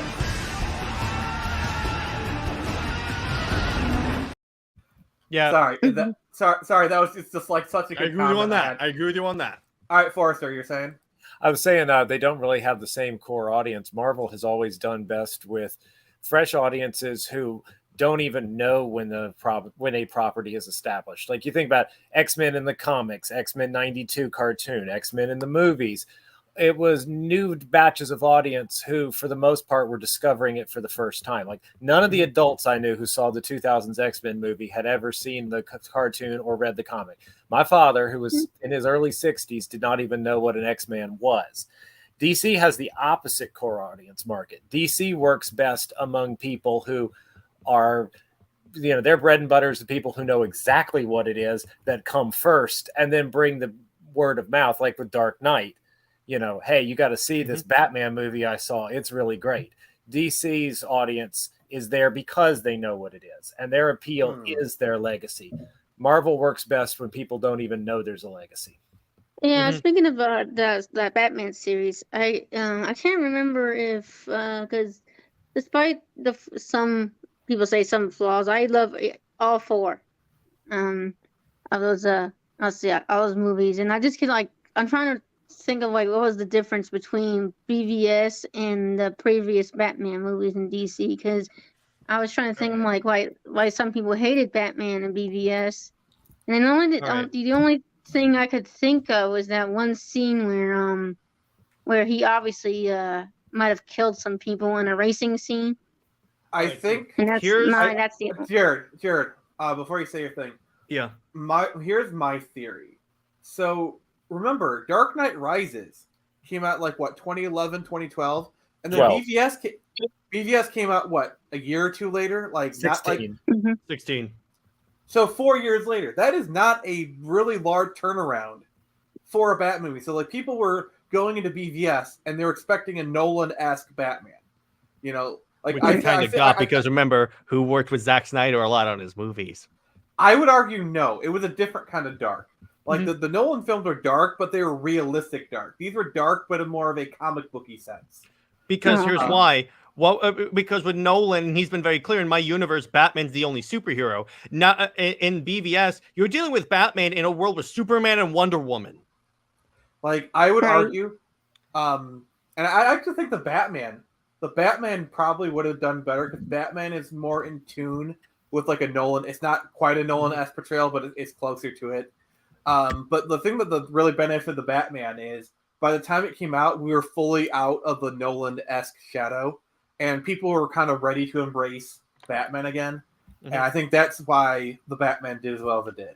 Here's the reason why. Here's my theory as to why people at first were not on for Snyder's Batman, because they didn't understand that you're dealing with, because they didn't want a Batman at the end of his career, because that's what BVS is. Also, yes, Bubba. Yes, you are correct. Yes, that is realistically what would happen if Superman existed in this real world. That's my cheap, because I recently rewatched Superman 78 or 77. The point is the first Christopher Reeves movie. I like it. Let me be clear on this. But my problem with the movie is that Superman shows up. You have this dude that has the powers of a god, and the world's automatically like, good job, Superman. We all trust you. I mean, you got to realize 77 is a Silver Age Superman. Yeah, which I'm fine with that. I like it for what it was. It's a relic of the time, and I enjoy it. It's the fun movie. So when you get to BVS, you're dealing with Batman that not only has lost Robin. Robin's dead in this universe. And actually, I just finished reading A Death in the Family, where Robin dies, and then Batman gets all dark and brutal. That's why Tim Drake becomes Robin. So I'm like, oh, so this is basically Zack Snyder. Is that because of what happened with Suicide Squad? Because there was a brief moment in the opening scene where Joker was killing. What happened was the Joker and Harley Quinn are who killed Robin in the Snyderverse. But so what happened was people first off. People were upset that this Batman openly killed people, and I'm like, Nolan's Batman rammed his Batmobile into a truck and pancaked it into the ceiling. Yeah, he killed people. Keaton's Batman literally set someone on fire. He dropped a grenade down someone's pants and smiled at it. My favorite are the people that are Keaton fans, but are like, I like Batman that doesn't kill or use machine guns. And I'm a Keaton fan, and I acknowledge he killed. Yep. So don't at me. I mean, to me, that just proves Hollywood's been screwing up a long time. That doesn't mean anything to me. I'd say, and you notice they've been getting him wrong for 30 years. Well, that's true. And that's just a Hollywood thing, because the general audience is not going to buy that this guy goes into these dangerous situations and doesn't kill. But the other thing that's also very important to understand that people missed with BVS, that's Batman. With that Batman, no one in that movie is saying, Bruce, you're doing good work here. Alfred's saying you're going crazy. Superman's going, you're saying crazy. You're getting crazy. The entire world is saying you're going crazy. It's not until he's inspired by Superman's death, when he sees this God that he previously hated give his life for mankind, that he's like, men are still good. We have to stand together. Hey, Jared. That's true. Yeah, that's I need to bring this up. Hope. Yeah. Mm-hmm. So Geek Hero Bubba says there is a difference between killing and allowing people to die, dying in the heat of battle. So I think this kind of touches upon that moment from Batman Begins. I'm not going to kill you, but I don't have to save you line. You're still What killing. Is your response to that? By Batman's own definition in the comics and the movies, he's still killing. If you had the opportunity to save that person and you intentionally didn't do it, it's one thing if like the train all of a sudden like collapsed and he didn't get a chance, but he had a chance to save Ra's al Ghul and he intentionally didn't do it. That is killing by Batman's own definition in that universe and in the comics. Yeah, like that version of Batman, if he had to go, like if he had to get off the train and he'd have a chance to save Ra's al Ghul, he's not going to lose sleep over it. Let's be honest. He's not going to lose sleep. He's not going to lose sleep over it, but his moral code is still intact. I'm trying to like. I'm kind of more in line with Geek Hero Bubba on this one, but I'm trying to at least like. But here's the thing. Also, look what happens with Batman when he realizes that what he's become at that moment with the Martha moment, the spear. The last time he actually kills people is when he's saving Martha Kent in the warehouse scene. That's basically the Arkham games. That's it. I think we can all agree the Martha moment should have been handled differently. It can be handled better. I get the whole I think this also, like we were talking about like Star Wars earlier. This also falls under the umbrella of good idea, terrible execution. Like I think, like I get the idea and like the explanation of it, but the thing is, in the moment, it's really fucking ridiculous. And And like I get like the whole explanation, and that's fine. But the moment, it's really freaking ridiculous. It could have been done a and little better. I'll acknowledge that, but I got what they were doing. And by A the way, lot Geek better. Hero, I know things don't have to be exactly like the comics, but by Batman's own definition in that universe too, in that movie, it's established that he's still intentionally killing that person, and Gotham still hails him as a hero. Right.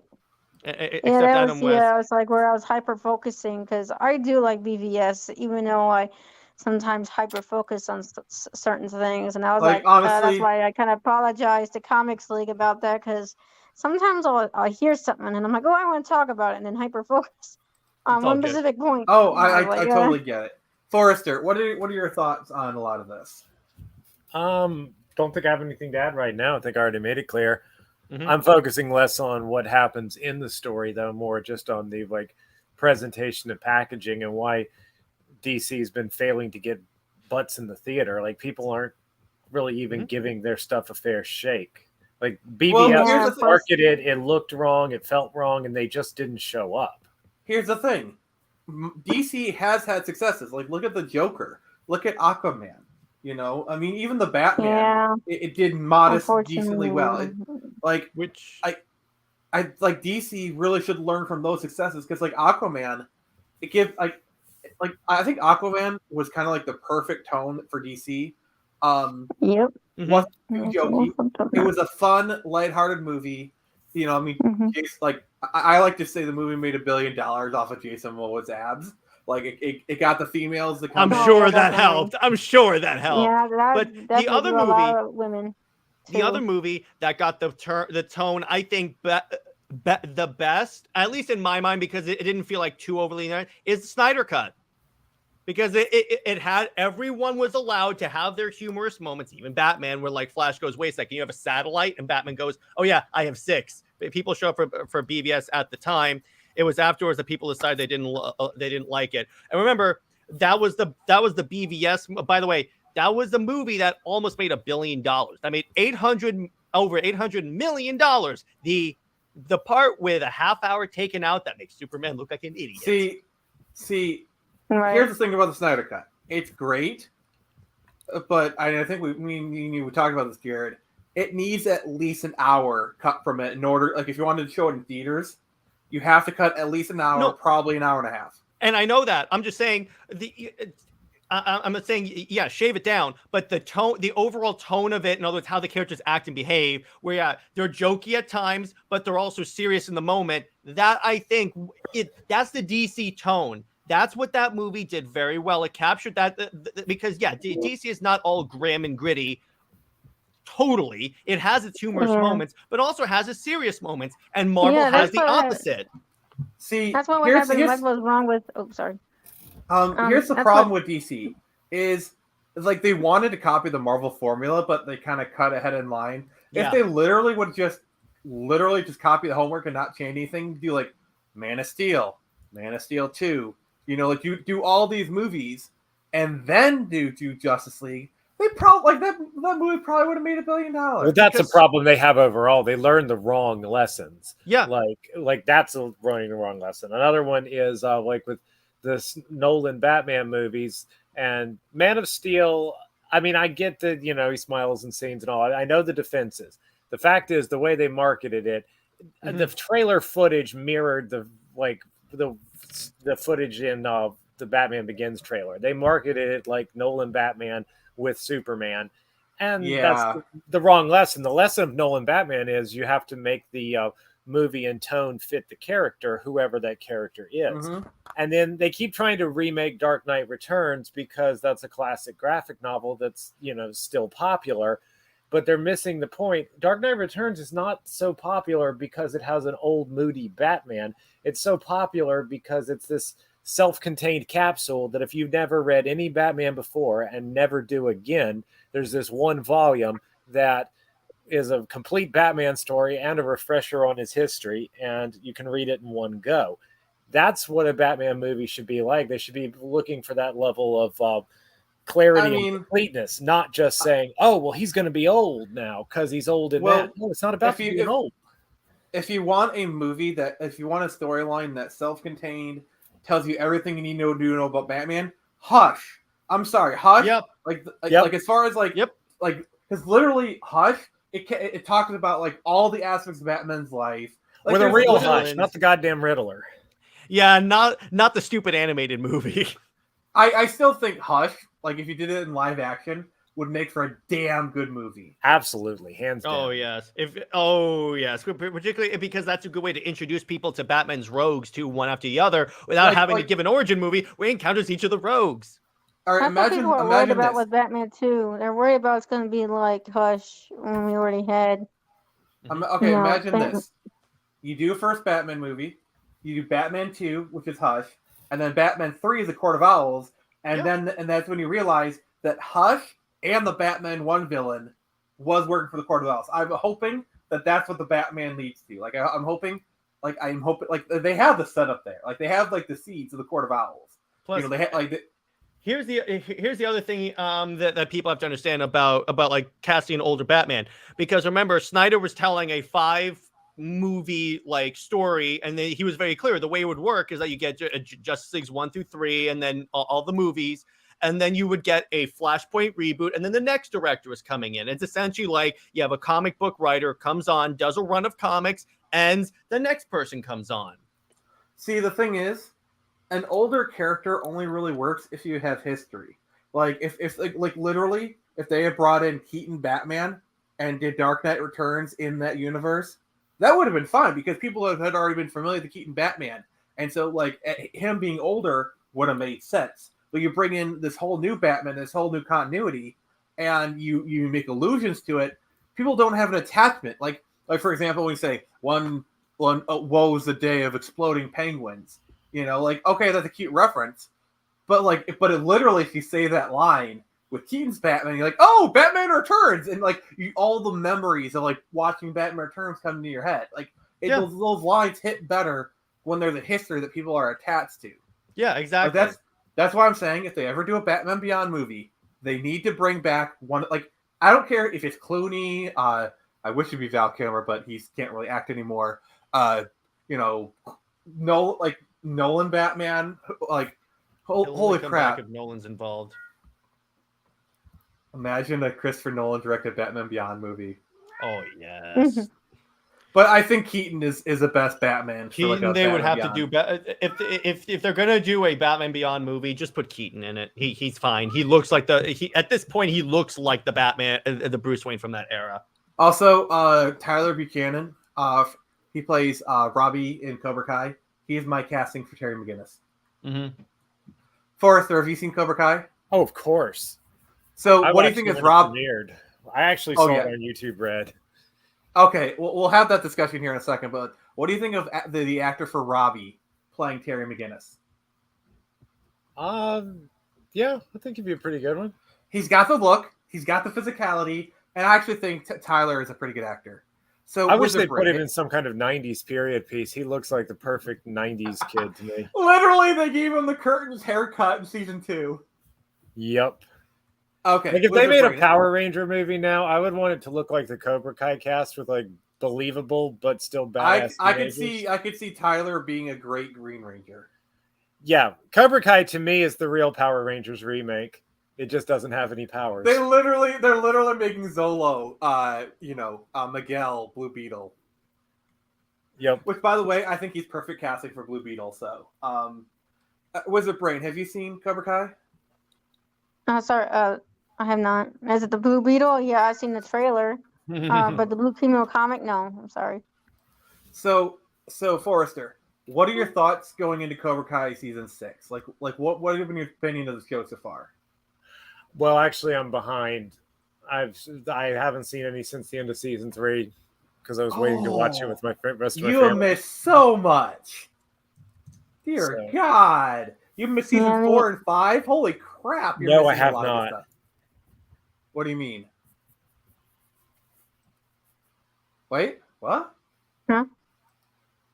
I said you like. What do you mean you missed anything from Cobra Kai? No, I said I haven't seen 4 and 5. You said you haven't seen 4 and 5. I said no, I have not. All right, Jared. Thank you, sir. See you later. All right, Nick. I will see you on CLD tonight. Yes, you will. right? And then there was 3. So yeah. Mhm. Now I've seen the first 3 seasons, and then Oh, season What is 4 it? and It's a TV 5. show? Is it Yeah, like so it's Netflix. it's the Karate Kid Um, sequel. Yeah. oh. So basically, like Cobra Kai is basically what every nostalgic property should be doing. Basically, it stars the main people. Like you can have like Ralph Macchio and William Zabka come back as their characters. It's 30 years on, and they just kind of like they say like, oh, what are these characters up to? And it's really good. My only problem is when you kind of get to season 4 and like 4 and 5, it gets a bit long in the tooth. Like, I'm not going to spoil anything, Forrester, but like, yeah. Like, there's not, the reason they're ending it at season 6 is they literally have no more story after season 6, and even season 6 they're stretching it. Right. All right. I'm gonna look it up. I mean, I got a lot of watch, man. I got that, and I got House of Dragon, and I never watched Superman and Lois because I was so salty about them pretty much firing Henry. Yeah, I've seen season 1 I and was 2 just of like, that Superman and was like a Lois. protest. I like it. Season 2 is a bit of a downgrade. I'm probably going to wait until season 3 is done and then watch that. But overall, I think it's really good. Right. Forrester, have you Yeah, seen somewhat. Superman and Lois? No, I haven't actually. It's really good. I recommend it. Have you guys watched Stargirl? No. I saw part of the first season of Supergirl and never went back to the CW. I heard it's good though. I mean, I heard mixed reviews about it. Yeah, like honestly, Bubba, Hillary Swank's character is literally the only character they had to bring back. They have mined that well so much. They did reference her movie though, very vaguely. This was blink or Really? you'll miss it. When Miyagi was describing the Japanese food and Hillary Swank's character Julie, she was like, well, can't I just have a burger? The food Miyagi was describing is the food Daniel mentions in one scene that like Miyagi taught him to cook. So they did reference the canon of the 4th movie, even though it was not with her. Yeah, I know the They pulled showrunners something have from every film. Yeah, the showrunners have gone on record and says that the next Karate Kid is canon. They call it the Miyagi verse. Like basically, as long as Mr. Miyagi is in the film, it's canon. I just want them to bring in the 3 ninjas. And that's not Karate Kid, but like Pat Morita's in it. So, oh, that would be hilarious. But that's not going to happen. Did Sam know Miyagi? Because yes, Sam was about 11 or 12 years old, roughly, when he died. Okay. Yeah, because Miyagi died, I think in show, he like 2012, 2013-ish, roughly. So Sam was like, 2011. It was because I was just remembering when they were the whole thing about the Medal of Honor. They missed an opportunity there. They didn't have her react to that. And she had actually met him. So I thought that was a little bit of a missed opportunity. They kind of kept that subplot between the boys who didn't actually know him. Yeah, that is weird. It's not as bad as Leia hugging Rey instead of Chewie. That one I think pissed me off more than any other. I'll never get over that one. How like Rey knew Solo for like what, 3 days? And Leia doesn't even know that much. Like I can understand Rey getting upset at Han dying. Like that's fine. And, you know, like he it's like a fast father figure. Blah blah blah. I can understand that. Like he got attached to him really quickly. Like okay, being upset. Okay, sure. But like yeah. Also like. Leia's just racist. She didn't give Chewie a medal, and she wouldn't even give Chewie a hug. Because like that, that always bugged me in the original. Luke and Han get medals. Chewie's standing there. The droids are standing there. It's the 2 humans that get a medal. Padme gave the droids a medal. It's like, why did they get worse from the mother to the daughter generation there? It's like, wow, you guys. Hmm. Taking society downhill. Yeah. Now, and then by the time she's old, Chewie can't even get a hug. It's like, what the fuck, woman? It's like you've known Huey for how long? Exactly. He's basically your brother-in-law at this point. Yep. One thing I am glad is, like, they pretty much implied that Huey kind of inherited the Millennium Falcon, after, because, like, who else would get it? Like, Who's you know what I'm left? saying? What are you I gonna do? guess Give it to Lando. Rey? Like, I will say there are some good moments, like in Rise of Skywalker when he's on the Millennium Falcon and R2 plays "He helped me a one Kenobi," and he's like, "That's a cheap trick." Like, okay, that's a good moment. Yeah. But yeah, there's so much stuff wrong. Anyways, I gotta kind of wrap it up now and take off. Yeah, let's put a cap on this stream. You guys are dropping like flies, so might as well end this. So, all right, Forrester, any last words? No, I think I said everything. All right, Wizard Brain, anything? Thanks for having me on. I enjoyed it. Yeah. All right, and you guys are welcome on anytime. Also, thank you for getting towards Samurai Funded. You guys are awesome. And as we march towards the first stretch goal, remember, I can only show you the door. You're the ones to walk through it.